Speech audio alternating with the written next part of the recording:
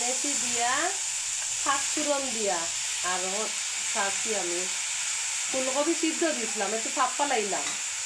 এখন আমি করমু কইয়া মাছ হলুদ একটু দিলাই দিয়া, লবণ একটু দিয়া আর আমি ডাকতে দিলাই।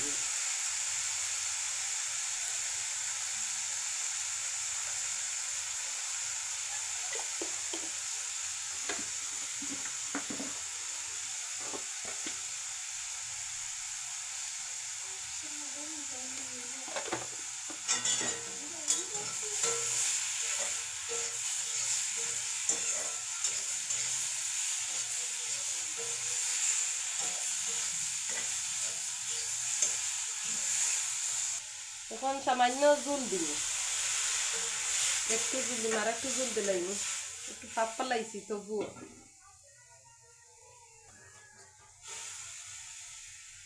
এদিকে তরকারি বয়াইছি আর ওদিকে শোল মাছ আনছিলাম, ওটাই নখন আবার কাটলাম। এটাই আবার কালকে আনছি আমি 4 পিস আনছিলাম, কালকে একটা আনিয়া করছি আর এখন 3টা এখন কাটিব, একটু খাল ফালাইয়া খাটলাম। এখন আমি মাছ দিলাম।